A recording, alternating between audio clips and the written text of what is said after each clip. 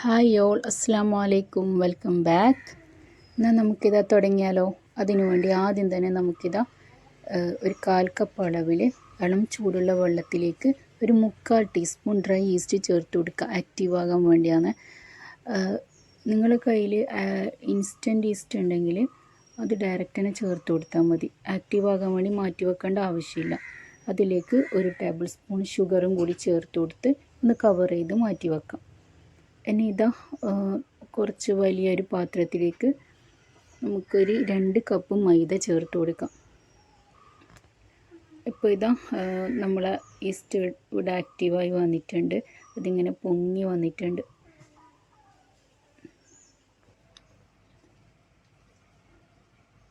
നമുക്ക് മൈദയിലേക്ക് ഒരു 1/4 ടീസ്പൂൺ ഉപ്പ്, ഒരു മുട്ട, 1/4 കപ്പ് പാല്, ഈസ്റ്റ് ഇതൊക്കെ ചേർത്ത് കൊടുത്ത് നന്നായിട്ടൊന്ന് കുഴച്ചെടുക്കുക. ആവശ്യത്തിന് വെള്ളവും കൂടി ചേർത്ത് കൊടുക്കണേ. മാവിത ഇവിടെ നമ്മൾ കുഴച്ചെടുത്തിട്ടുണ്ട്. ഇതിപ്പോൾ കുറച്ച് സോഫ്റ്റ് ആയിട്ടുള്ളൊരു ഡോ ആണ് കേട്ടോ കിട്ടിയത്. നമ്മൾ ഈ ചപ്പാത്തി മാവിനേക്കാളും കുറച്ചും കൂടി സോഫ്റ്റ് ആയിരിക്കണം ഈ മാവ്. ഇതിൻ്റെ മേലെ കുറച്ച് ഓയിൽ സ്പ്രെഡ് ചെയ്ത് കവർ ചെയ്ത് മാറ്റി വെക്കുക. ഒരു 2 മണിക്കൂറെങ്കിലും ഇത് മാറ്റി വെക്കണം. നമുക്കിതിലേക്ക് വേണ്ട ചിക്കൻ റെഡിയാക്കി എടുക്കാം. അതിനു വേണ്ടി കുറച്ച് എല്ലില്ലാത്ത പീസ് ചിക്കൻ ചെറുതായിട്ട് കട്ട് ചെയ്തെടുത്തത്, അതിലേക്ക് 1 ടേബിൾ സ്പൂൺ മുളക് പൊടി, 1 ടീസ്പൂൺ കുരുമുളക് പൊടി, ഒരു 1/4 ടീസ്പൂൺ ഉപ്പ്, പിന്നെ ഉപ്പ് ആവശ്യത്തിന് ചേർത്ത് കൊടുക്കുക കേട്ടോ. പിന്നെ ഗരം മസാലപ്പൊടി, 1 ടീസ്പൂൺ സോയാ സോസ്, ഇതെല്ലാം ചേർത്ത് നന്നായിട്ടൊന്ന് മിക്സ് ചെയ്ത് മാറ്റി ഒരു 10 മിനിറ്റ് ഒന്ന് മാറ്റി വെക്കണം. ആ സമയം കൊണ്ട് നമുക്കിതാ അതിലേക്ക് വേണ്ട വെജിറ്റബിൾസൊക്കെ കട്ട് ചെയ്തെടുക്കാം.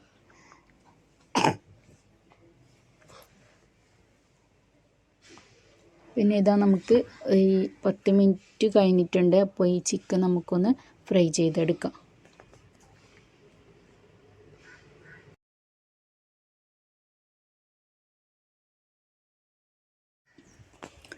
ഞാനിപ്പോൾ ഇതാ ഇവിടെ ഒരു 1/4 കപ്പ് അളവിൽ ക്യാപ്സിക്കം, ക്യാബേജ്, ക്യാരറ്റ് ഇത്രയും വെജിറ്റബിൾസാണ് കേട്ടോ എടുത്തിട്ടുള്ളത്. ഇതിൽ തന്നെ ക്യാപ്സിക്കം 2 കളറിലുള്ളത് എടുത്തിട്ടുണ്ട്. ഇനിയിപ്പോൾ ഇതാ നമ്മൾ ചിക്കന് ഏകദേശം ഇവിടെ ഫ്രൈ ആയി വന്നിട്ടുണ്ട്. നമുക്കതൊരു പാത്രത്തിലേക്ക് മാറ്റി കൊടുക്കാം. എന്നിട്ട് അതിലേക്ക് വേണ്ട വെജിറ്റബിൾസൊക്കെ ചേർത്ത് കൊടുത്ത്, ഇവിടെ ഓൾറെഡി കട്ട് ചെയ്ത് വെച്ച വെജിറ്റബിൾസൊക്കെ ചേർത്ത് കൊടുത്ത് അതിലേക്ക് ഒരു 2-3 ടേബിൾ സ്പൂണ് മയോണൈസ് കൂടി ചേർത്ത് കൊടുക്കാം. ഞാനിവിടെ ഇപ്പോൾ വീട്ടിലുണ്ടാക്കിയെടുത്ത ഹോം മെയ്ഡ് മയോണൈസാണ് കേട്ടോ ചേർത്തിട്ടുള്ളത്. ഞാൻ തന്നെ ഉണ്ടാക്കിയെടുത്തതാണ്. ഇതും കൂടി ചേർത്ത് കൊടുത്ത് നന്നായിട്ടൊന്ന് മിക്സ് ചെയ്തെടുക്കാം.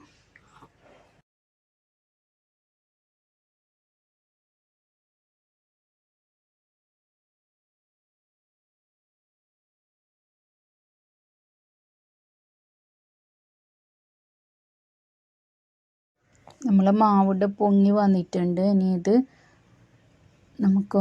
ഒന്നുകൂടി ഒന്ന് കുഴച്ചെടുത്ത് അതിൽ നിന്ന് ഓരോ ബോൾസ് എടുത്ത് കുറച്ച് തിൻ ഷീറ്റാക്കി പരത്തിയെടുക്കാം.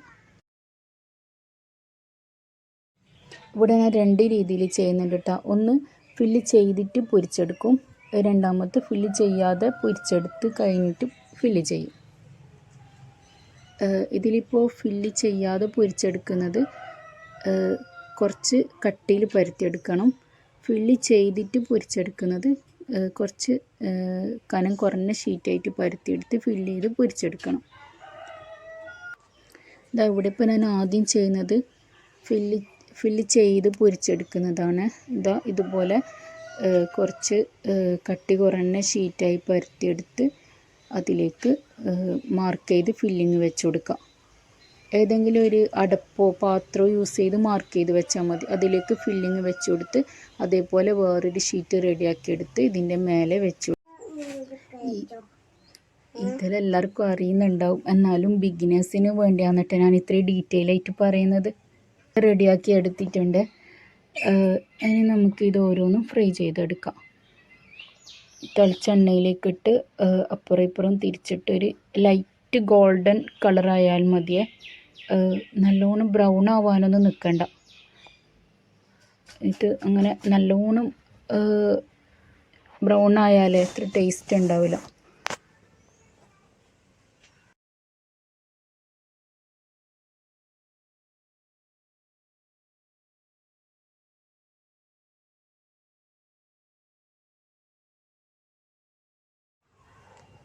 ഇനി നമുക്കിത് 2 രീതിയിൽ ചെയ്തെടുക്കാം. ഞാനിപ്പോൾ ഫില്ലിങ് ഇല്ലാതെ പൊരിച്ചെടുത്തതാണ്. ഇപ്പോൾ പൊരിച്ച് കഴിഞ്ഞിട്ട് ഇങ്ങനെ ഫില്ല് ചെയ്ത് കൊടുക്കുന്നത്.